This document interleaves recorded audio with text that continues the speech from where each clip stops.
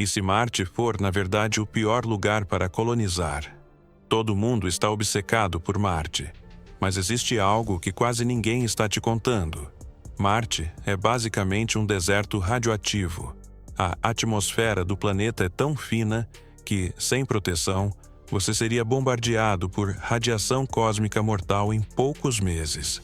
Na prática, isso significa que os humanos teriam que viver no subsolo, como se fossem toupeiras espaciais.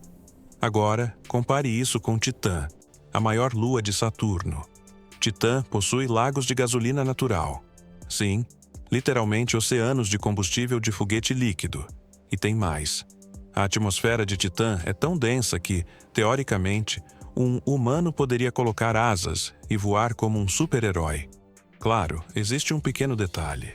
Titã é absurdamente frio.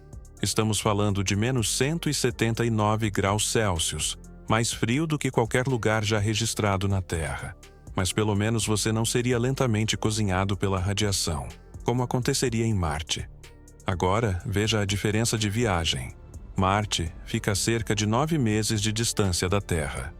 Titã, cerca de 4 anos de viagem. Mas existe um argumento cada vez mais forte entre cientistas. Titã pode ser o único lugar do sistema solar, além da Terra, onde uma civilização humana poderia realmente durar para sempre. Vamos começar destruindo alguns mitos sobre Marte. Sim, Marte é mais próximo da Terra.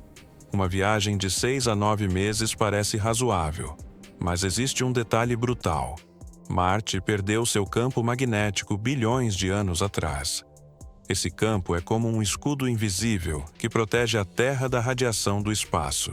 Sem ele, Marte é constantemente bombardeado por partículas extremamente perigosas vindas do Sol e do espaço profundo. Para colocar isso em perspectiva, astronautas na Estação Espacial Internacional, que ainda está protegida pelo campo magnético da Terra, recebem 150 vezes mais radiação do que pessoas na superfície da Terra. Em Marte, seria 3 vezes mais do que isso.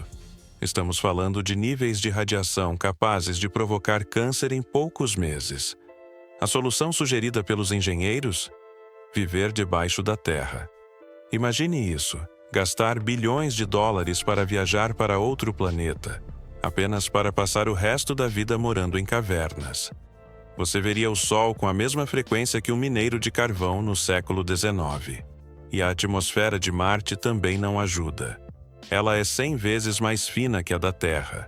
Respirar ali seria como tentar respirar a 100 mil pés de altitude. Até o topo do Everest teria ar mais espesso em comparação. E tem mais um problema. O solo marciano está cheio de substâncias tóxicas, chamadas percloratos. Esses compostos são perigosos para humanos e podem até ser explosivos em certas condições. Tentar plantar comida em Marte seria como tentar cultivar um jardim dentro de um laboratório químico contaminado. Titã provavelmente está rindo da nossa obsessão por Marte. Primeiro, vamos falar do elefante na sala: o frio. Titã é extremamente frio. A água ali se comporta como rocha sólida. Na verdade, muitas das pedras na superfície são gelo de água congelado mais duro que granito. Mas lembra dos lagos de combustível? Titã possui mares inteiros de metano e etano líquidos, hidrocarbonetos que usamos como combustível aqui na Terra. O maior deles, chamado Kraken Mare, é maior que todos os grandes lagos da América do Norte juntos. Ou seja, em vez de fabricar combustível, como precisaríamos fazer em Marte, Titã já tem um posto de gasolina natural do tamanho de um planeta. Mas o verdadeiro diferencial de Titã é sua atmosfera.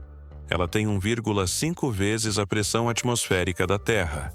Isso significa 2 coisas importantes: proteção natural contra a radiação cósmica, condições incríveis para voo.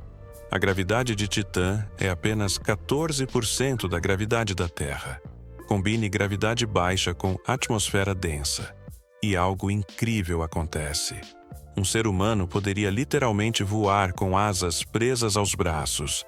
Seria a coisa mais próxima de ter superpoderes que a física permite.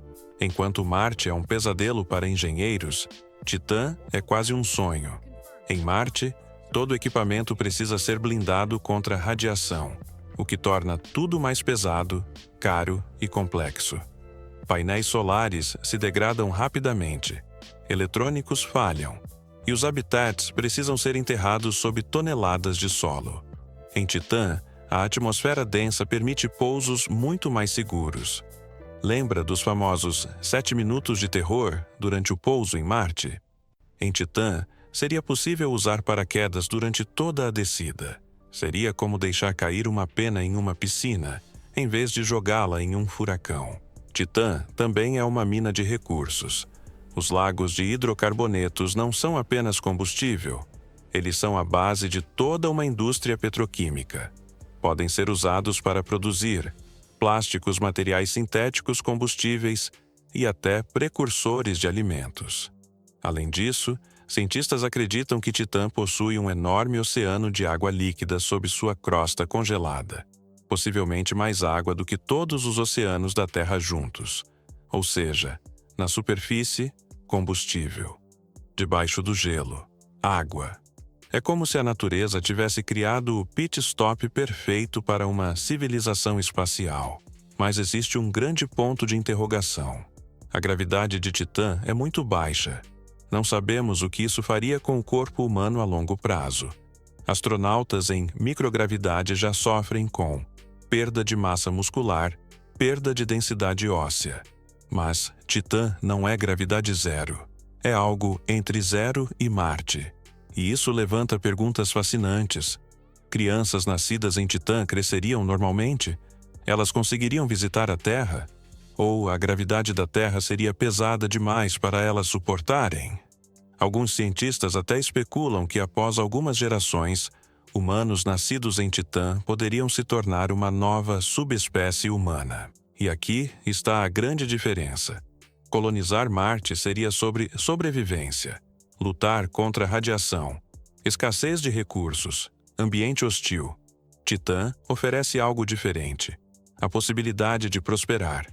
Uma colônia em Titã poderia eventualmente se tornar completamente independente da Terra, com energia, matéria-prima e proteção natural contra a radiação. Não seria apenas sobreviver no espaço, seria construir uma nova civilização. Então, colonizar Titã é melhor do que Marte? Depende do que você quer. Se a ideia é apenas chegar primeiro a outro planeta, Marte vence. É mais próximo e provavelmente conseguiremos chegar lá nas próximas décadas. Mas, se estamos pensando no futuro da humanidade por milhares de anos, Titã começa a parecer uma escolha muito mais interessante. Talvez a verdade seja que precisamos dos dois: Marte como campo de treinamento e Titã como destino final.